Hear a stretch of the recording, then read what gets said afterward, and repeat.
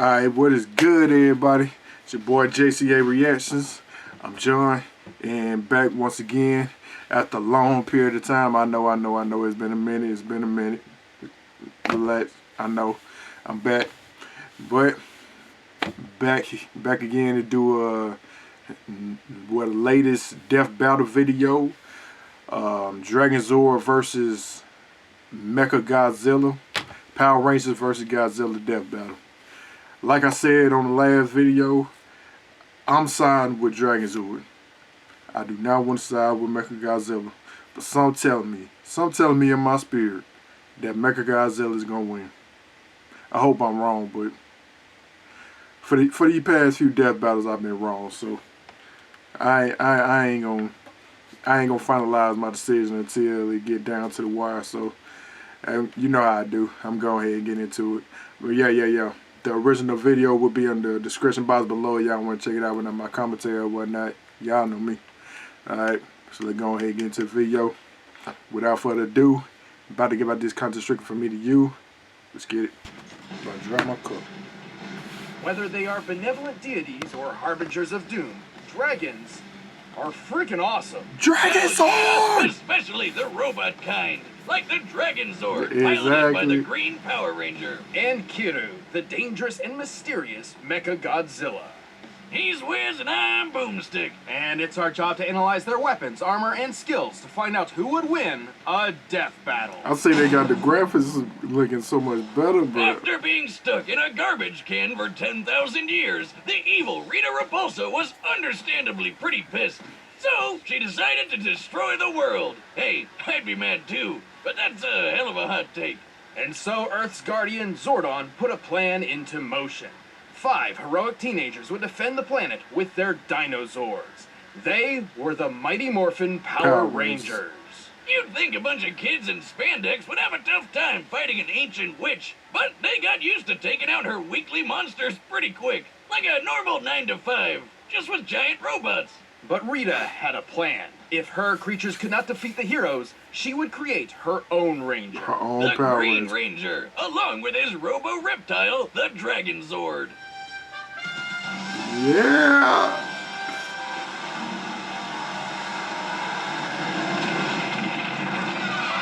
At 90 meters tall and nearly 200 tons, the Dragonzord proved a match for the other Rangers, even their Megazord. Dragonzord's got a heavy-duty arsenal, like finger missiles. Built over it's 10,000 like flicking years the ago. gun from under your nails at people, but it explodes. Why do you have gunk under your fingers? To flick at people. Duh. That fin isn't just a cool headpiece. It shoots energy waves. And if D-Zord feels like stomping around, watch out for literally shocking earthquakes. Despite such long-range weaponry, the Dragonzord seems best suited to fighting up close with its strong grappling arms and highly flexible drill tail. This drill is so impressive, it cut through a cocoon prison even the supposedly superior Megazord couldn't escape. Yeah, that thing's 5 Zords in one. Guess teamwork doesn't always make the dream work. The Dragonzord's pilot has even bested the other Rangers in combat on his own. Luckily, they helped him break free from Rita's control and JDL. eagerly joined their fight against the forces of evil. This is Tommy Oliver. Tommy wasn't just some rando off the street. This guy is an expert martial artist and super dedicated to ranger work. So much so, he kept wearing the tights for years and even mentored other teams. He summons and controls the Dragonzord with the Dragon Dagger by playing it like Featuring a at flute. the Comic-Con near you. Are all knives secretly flutes? They've never, not been flutes. Yeah, they Oh flutes. my God, really? They flutes. Wait a minute. Why didn't this come up in poultry science class? Chickens don't like music? How stupid do you think I am? Chickens love music. Ah! God, this is what they mean by a sharp note. As the Green Ranger, Tommy draws should power not from a even be funny to me. universe-spanning energy called the Morphin Grid. His grid connection powers the Dragonzord too. He's a superhero and a battery. Though like most other Zords, enough damage can disrupt the Dragonzord's connection to the Morphin Grid and take it down for good. But good luck trying. The Dragonzord is super strong. It made short now, work of Rita's monsters there go and the even beat weakness. the Megazord, which has an average power output of 50,000 megavolts. That's the same kind of power as a nuclear warhead. The Megazord was strong enough to punch a 10,000-ton monster about 40 meters off the ground. a punch worth 90 million newtons of force. The Big D can even fly past escape velocity and reach the moon. That's over 30 times the speed of sound. The dragonzord is also extremely durable, possibly more so than any other individual Zord of its generation. The Megazord once threw it into this mountain, which shattered. By comparing the known size of Dragonzord's foot to said mountain and applying the energy necessary for violent fragmentation against rock, we determined the destructive force to be worth more than 350 tons of TNT. Damn! The big dragon held its own against the upgraded Thunder Megazord, and even one-shot the White Tiger Zord, which was supposed to be its better in every way. While it's unlikely the Dragonzord could actually defeat the Thunder Megazord on its own, it certainly stands a chance with its ultimate form. That's right, it's got a semi-Megazord mode of its own. While each Refuse with the other Power Ranger has Ranger their own Zords. Zord, there's been a few times when a Ranger has called on other Zords, not to pilot directly, just to combine with theirs. And so, Tommy can summon the Mastodon, Triceratops, and Saber-Tooth Tiger Zords to form Dragonzord Fighting Mode, or Battle Mode, or Dragon Megazord. He never really settled on a name. Well, it's mighty powerful and turns its tail into a drill spear that kills basically everything in one shot. Seriously, it never lost a battle against anything Rita threw at it. So, why don't they always use that? And Rita's magic is devastating enough to obliterate an entire floating island. Sadly, Tommy would lose his control of the Dragonzord when he lost his powers to his one weakness. A magic candle! Oh no! Yeah, I Look recall out for that. slowly dripping wax! But And he gave powers his or no powers to, powers, J.C.A. Tommy kept fighting the good fight, eventually regaining his original morphin abilities with the Master Morpher. Perhaps one day, the I still ain't Dragonzord seen will that, rise Johnny. again. Dragonzord!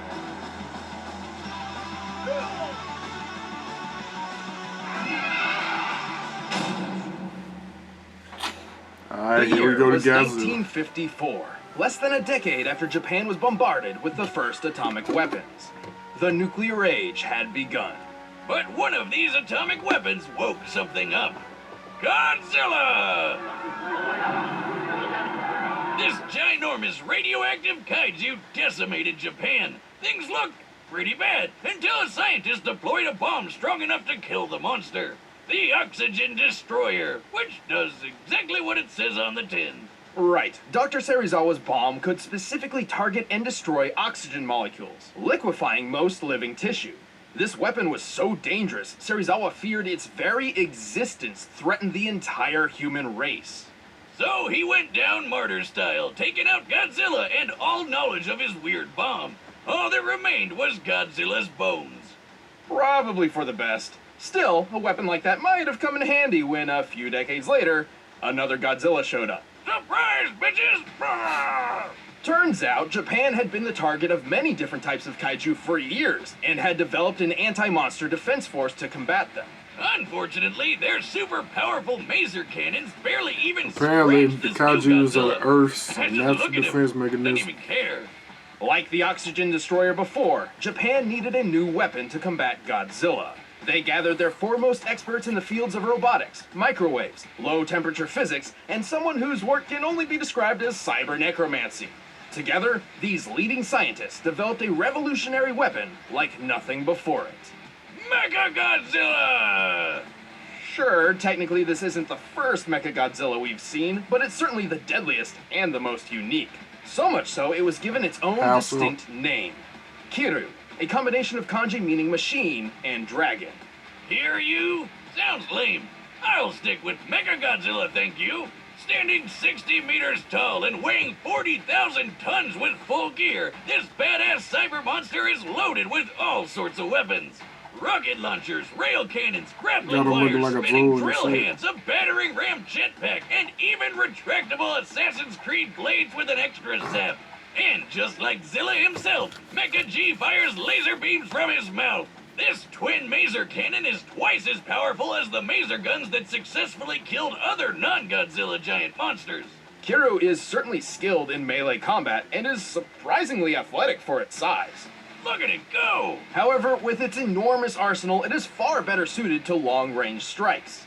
Like with its ultimate weapon, the Absolute Zero Cannon. Damn! So it's like a super ice beam? As the name suggests, it unequivocally brings its target's temperature to absolute zero, or 0 Kelvin. But this beam isn't just freezing its target, it's literally destroying all of its existing energy at once. A practically impossible feat of physics. This results in crushing the entire target from within at an atomic level. Oh my god, Zilla! Speaking of which, Kiryu is actually built around the skeletal remains of the original Godzilla, giving him all the size and strength of the King of the Monsters. So it's kinda like they're pulling off a robotic Weekend at Bernie's with Godzilla's bones? Amazing. Kiryu also utilizes biochemical and molecular-based DNA computers, which are actually based on real-life experimental technology. This infused Godzilla's own DNA to improve operation speeds and give Kiryu subconscious motor control, sort of a simple AI, which lets it perform some limited actions on its own, exactly like my own Cyber Goose. With the skeleton of a goose and some extra parts I had lying around, I say he's a masterpiece That of modern mechagodzilla science. doing good. Though. Well, he's got 2 heads now, so do we call him a goose or a geese? It's a goose. Just one goose. But 2 heads make 2 goose, therefore a geese. It's a goose! Oh yeah, this version's much better. Kiryu is piloted by Lieutenant Akane Yashiro, a longtime member of the Anti-Megalosaurus Force, and your standard self-loathing anime protagonist. She thinks she's worthless because she has no parents and accidentally got some of her friends killed. So now nobody really likes her, which is, real bummer. But hey, cheer up, lady! You get to fight giant lizards with a big-ass killer robot, and that's freaking awesome! Akane doesn't technically pilot from within Kiryu, but rather from a nearby jet plane, the AC-3 White Heron, which can fly over 900 kilometers per hour. Under Akane's control, Kiryu has battled Godzilla several times, and always came out on top. But, plot twist, Akane isn't Mechagodzilla's only pilot. It turns out there's someone else behind the controls. Oh, a really? ghost in the machine. It's the spirit of the original Godzilla! Surprise again, bitches! It's How? Ghost Robot! The DNA mind of Godzilla can wrestle the mech from Akane at any point, causing her to lose complete control. Giving the king another chance to trash Japan again! Always fun to relive the good old days. Though it is strongly implied Akane and Kiryu came to an understanding of sorts, realizing that they were each shadows of a tragic past struggling to find purpose in life. Like college roommates. Regardless of who is steering the ship, Kiryu is an extremely tough machine. He's lifted and thrown Godzilla around like a sack of potatoes, and this version of the Big G weighed 25,000 tons. Kiryu actually survived being at the epicenter of its own Absolute Zero blast, and multiple direct hits from Godzilla's atomic breath attack. Which is even strong enough to overpower the Absolute Zero. Kiryu is even fast enough to dodge the atomic breath, which, based on this instance where an older Mechagodzilla forced the beam into space, likely travels faster than Mach 2 speeds. Kiryu itself could also fly from Alaska to the middle of Russia while carrying another kaiju in just a few minutes. Given how quickly Kiryu's fuel burns in flight, in order to make it, Kiryu was likely flying around Mach 40. But that's sadly the Mecha Monster's biggest flaw. Its battery life is worse than the goddamn Nintendo Switch. While the Damn, White Herons can use microwave tech 3 to 4 to hours. recharge Kiryu on the fly, a full charge only runs for about 2 hours at most. And using more intensive features like jet flight and the Absolute Zero cannon drains it much, much faster. In fact, just one use of the Absolute Zero drains 40%. But who cares? When he's so badass, he can tear you apart in just a few minutes. With all this power at his metal fingertips, this is one epic machine. No man or beast stands a chance against the might of Mechagodzilla. Kiryu? お前にはわかるよね。さあ、 like I said, bro, I'm feeling Dragonzord more. I still All right, believe the they're gonna comments are have. set, and we've run the data through all I still think they're possibilities. gonna have But first, Mechagodzilla I've win. got a Though. kaiju. If Dragonzord is able to fuse with the other Zords, he may stand a chance. But I don't know. I'll bet on Mechagodzilla. I hope I'm wrong. No, fuck that. I'm betting on Dragonzord, bro. Forget that. Ah, nice work, Dragonzord. Let's crush this tin can. The graphics look good though.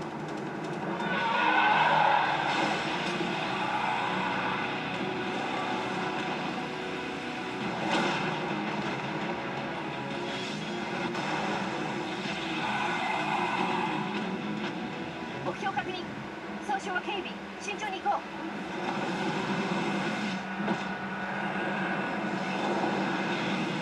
This nigga playing jump rope. With jump tail, technically.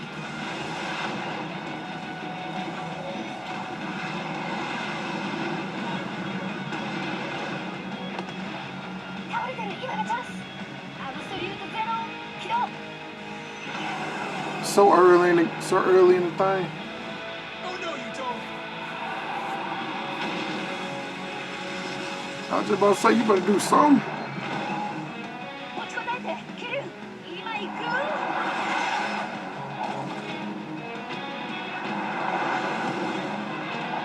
They better have mechagodzella win, bro. I can sense this shit. 負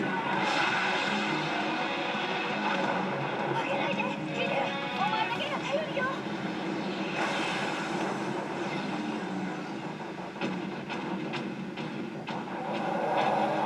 You about to be controlled by Godzilla now. Come on, dragonzord. Don't be no punk.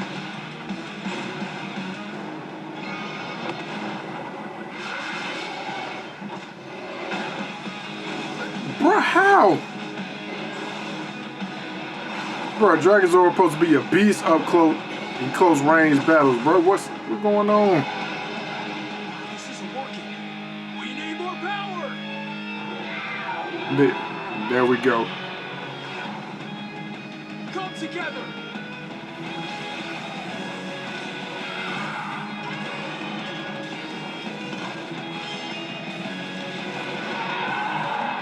Hopefully he can't do nothing like that. Ready for action. Let's finish this. Dragonzord! Come on, don't be no punk, bro. Handle your business.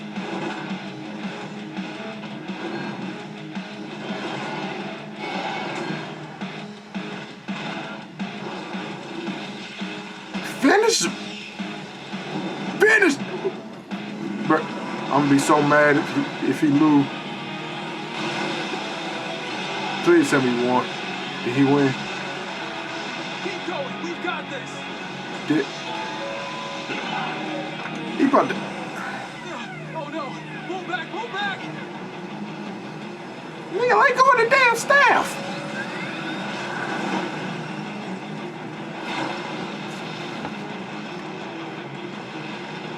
What I told you? What I told you? What the hell did I tell you? I'm upset, man.